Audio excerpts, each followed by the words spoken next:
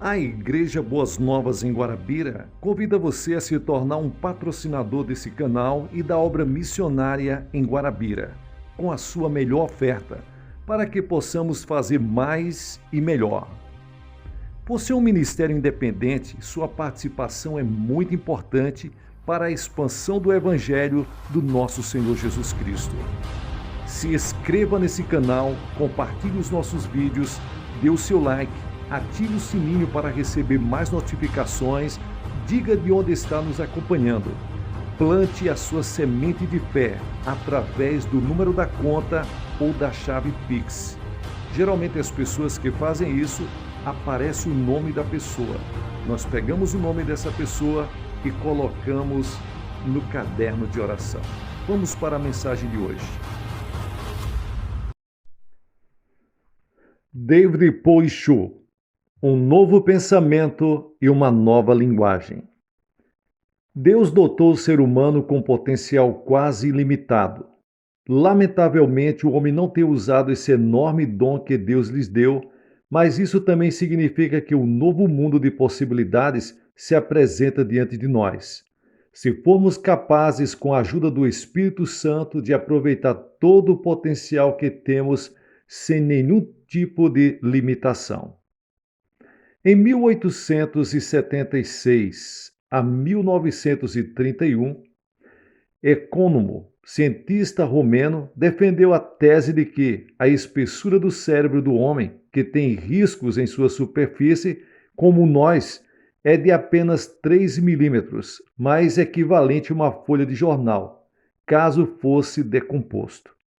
O mais surpreendente dessa investigação foi a descoberta de que o cérebro humano continha aproximadamente 13 bilhões, 653 milhões de células nervosas. Ainda hoje, o cérebro continua sendo um mistério. Disse que cerca de 90% das novas descobertas a respeito do cérebro datam dos últimos 15 anos. Isso leva a crer que o cérebro em si continua sendo desconhecido pelo homem. Um cientista anônimo afirmou que Van Gogh usou apenas 0,4% e Albert Einstein 0,6% do potencial do cérebro. E que ao longo da história do homem, ninguém usou mais do que 1% desse potencial. O fato de o povo dos Estados Unidos e os europeus terem obtido maior avanço que o resto do mundo deve-se a um maior grau de uso desse potencial.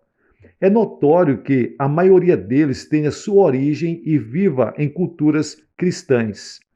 O pensamento deles se distingue pelo desafio e pelo progresso.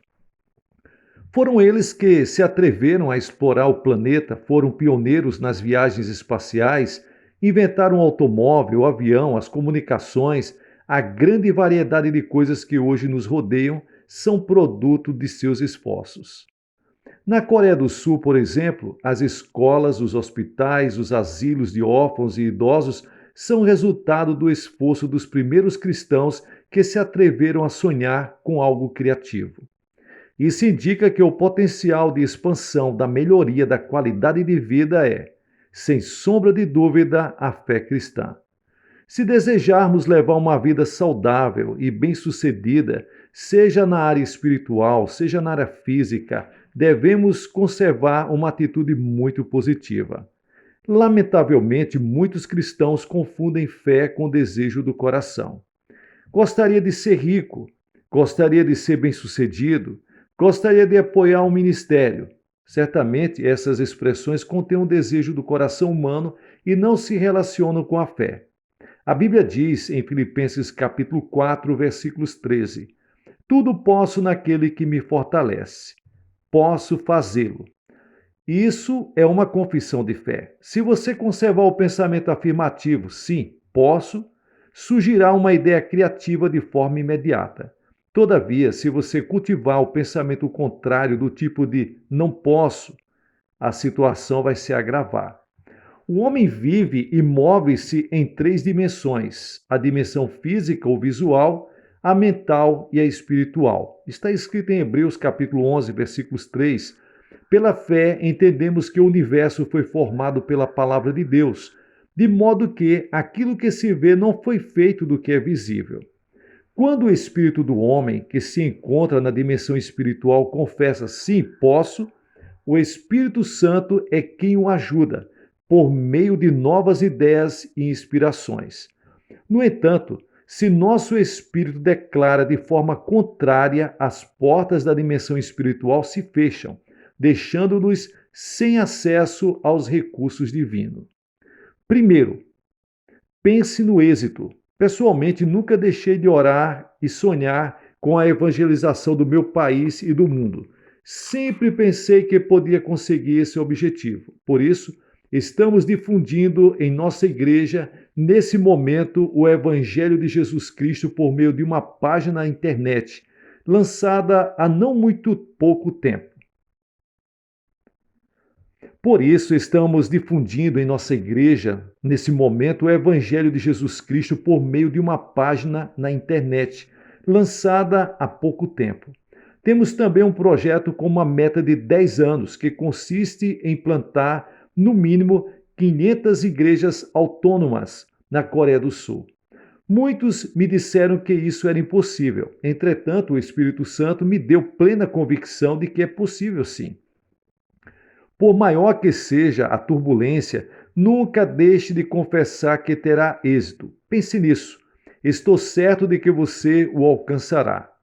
No entanto, se seu pensamento for em direção contrária, o temor vai se apoderar do seu coração e o resultado será o fracasso.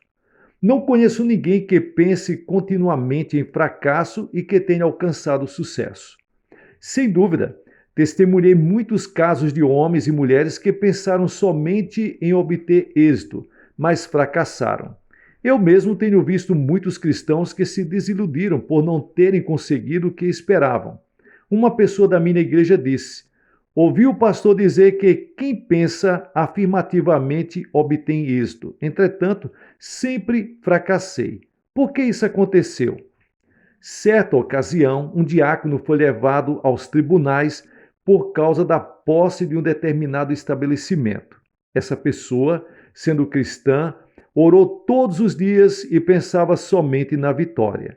Chegou o dia do julgamento, mas o resultado foi negativo. O diácono sentiu uma desilusão indescritível, a tal ponto que pensou: se Deus está vivo, como pode me decepcionar dessa maneira? Por que aquele irmão perdeu a causa, se havia concentrado todo o seu esforço na oração em obter êxito? A resposta é simples. Quando alguém quer começar um curso, deve pagar uma taxa. Desde o ensino fundamental até a universidade, todo aluno precisa pagar um determinado valor, independentemente do tipo de curso. No aprendizado da vida, cada pessoa deve pagar um preço para aprender o verdadeiro sentido da existência. Talvez não seja raro ver um investidor que aplicou centenas de milhares de dólares num dia e no outro viu-se na falência. Pode ser que nesses casos o investidor pense que fracassou e desperdiçou grande quantidade de dinheiro. Ou pode ser o caso de uma pessoa que investiu muito dinheiro para conseguir os melhores advogados, mas perdeu a causa. Em ambos os casos, segundo o senso comum, é um fracasso. No entanto, devemos nos dar conta de que não se trata de desperdício, muito menos de fracasso. Ao contrário, é uma taxa que se paga na escola da vida. Seja na sociedade, seja na família ou na igreja, se você tem medo de pagar o preço do fracasso, nunca conseguirá aprender e ser aprovado na matéria de se obter êxito. O fracasso é amargo, todavia, esse é o preço que devemos pagar para conseguir êxito. Portanto, não tome o fracasso como elemento negativo. Você deseja algo muito grande? Então, não esqueça que terá de pagar um preço muito alto por isso. Um fracasso também muito grande. Essa é a lei. Por isso, considere o fracasso uma parte do próprio sucesso. Concentre-se no resultado final. Pense, confesse, visualize e viva as 24 horas do dia com sucesso. Talvez não consiga. Receio fracassar. Esse tipo de pensamento nunca dará à luz ideias criativas. Não tenha medo do fracasso, pense no êxito. Contudo, o sucesso que você deseja deve ser para a glória do Senhor. Segundo, pense grande. Quando eu era menino, os adultos tinham por hábito me dizer: se você for desenhar, faça algo grande, como um tigre ou um leão, e ao menos sairá um gato. Se você pensar em um gato desde o começo, sairá, quando muito, um gato ou um rato. Esse é um ditado típico de meu país e significa que devemos pensar grande. A Bíblia também ensina algo semelhante, em Salmos 81, e o versículo 10. Abra a tua boca e eu a alimentarei. Tenho 50 anos de ministério e sempre planejei grandes projetos, os quais requerem muitas horas de oração e esforço extraordinário. Contudo, sempre me atrevi a crer que podia alcançar todas as minhas aspirações. Um objetivo, independentemente de seu tamanho, grande ou pequeno, implica pagar um preço muito alto chamado esforço. Então, não parece melhor fazer grandes projetos? Já que você vai gastar energia, gaste energia com algo grande. Terceiro, almeje seu sucesso. É fundamental que todo aquele que almejar tenha êxito em sua vida. Se veja como uma pessoa bem-sucedida. Esse é o princípio da visualização. Não somente o crente em Cristo, como qualquer indivíduo conseguirá sucesso se fizer uso desse princípio. A pessoa de êxito veste-se como tal. Com isso, não quero dizer que você tem de vestir roupas caras. Quero sim dizer que você deve vestir-se decentemente, com roupa limpa e elegante. A maneira de andar, de falar, de agir deve ser a de uma pessoa bem-sucedida. Você deve ter uma autoimagem positiva. Pedro escreveu o seguinte: vocês, porém, são geração eleita, sacerdócio real, nação santa, povo exclusivo de Deus. 1 Pedro capítulo 2 e o versículo 9. A pessoa muito rica é aquela que serviu a si mesma com muitas posses. O homem de negócios que tem lucro é aquele que viu sua empresa crescer. O cristão que obteve êxito é aquele que viu a si mesmo crescer espiritualmente. A pessoa de virtude é aquela que creu e ganhou a aceitação por parte das pessoas. A pessoa que não imagina nem planeja o êxito nunca o alcançará. Em Hebreus capítulo 11, versículo 3 está escrito: de modo que aquilo que se vê não foi feito do que é visível. Você deseja alcançar êxito? Então guarde uma imagem de sucesso em seu coração, a que é invisível, e observe-a em todos os momentos de sua vida. E quarto, ore dentro do sucesso. Deus é um Deus de sucesso, nunca conheceu o fracasso. Deus é um Deus próspero, nunca conheceu a pobreza. Deus é luz, nunca habitou na escuridão. Deus é um Deus saudável, nunca conheceu a enfermidade. Deus é um Deus que vive, nunca conheceu a morte. Portanto, devemos fazer orações de êxito, como uma série de diálogos com Deus. Uma oração de fracasso expressa lamentações como: Senhor, não sei o que fazer, enquanto orações de êxito contêm convicção. Senhor, sei que o milagre está a caminho, pois tu estás comigo. Devemos orar na linguagem espiritual, pois o poder criativo é o que caracteriza justamente o mundo espiritual. E isto ativa a disposição e o poder do Espírito Santo. Na geometria, a linha que liga dois pontos tem um caráter unidimensional, ou seja, só uma dimensão. Se a essa linha são acrescentadas inúmeras linhas, ela se converte em um plano, que passa a ter então caráter bidimensional. Uma combinação de planos converte-se num corpo tridimensional. O plano unidimensional encontra-se sob o domínio do plano bidimensional, que por sua vez se encontra sob o domínio do plano tridimensional. Esse princípio da geometria também se aplica ao mundo físico. Encontramos-nos no mundo físico, que tem um caráter tridimensional. A minha pergunta é se haverá alguma dimensão maior que domine essa dimensão física. A Bíblia fala a respeito da quarta dimensão em Gênesis capítulo 1 e o versículo 2. Era a terra sem forma e vazia. Trevas cobriam a face do abismo, e o Espírito de Deus se movia sobre a face das águas.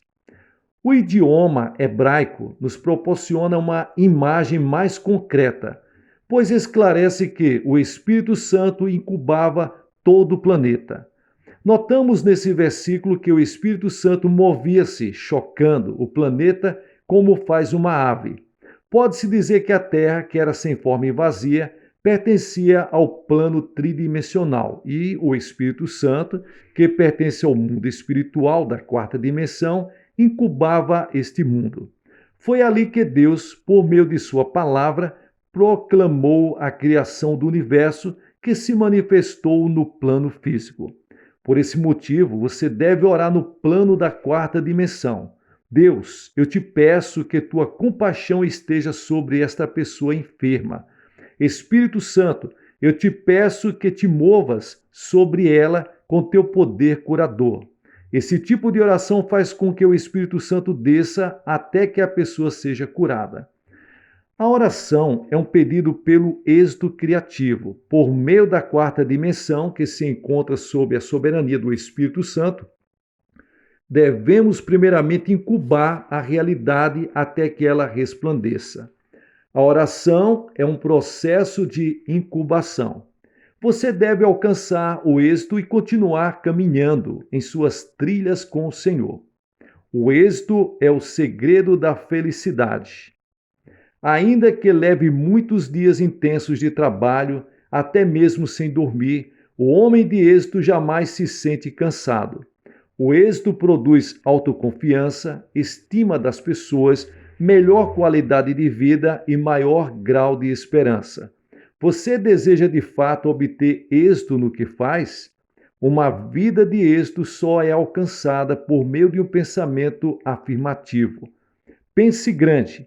Tenha uma autoimagem afirmativa. Ore e vai obter o êxito que você tanto procura. Que Deus abençoe vocês. Pessoal, deixe-me agradecer a todos vocês que estão conosco. Muito obrigado. Para mim é um privilégio muito grande. Nós vamos estar trazendo toda uma série do Dr. Pastor Win Shu, A Fé que Move Montanhas. Que Deus abençoe vocês. Em o nome poderoso do nosso Senhor e Salvador Jesus Cristo. Muito obrigado você que tem abençoado o canal através das suas ofertas, através dos seus dízimos. Que Deus abençoe você ricamente. Todos os dias nós oramos pelos colaboradores, ofertantes e dizimistas. Dê uma olhada se você está inscrito no canal, dê o seu like, deixe o seu comentário, diga de onde você está nos acompanhando. Sucesso na sua caminhada.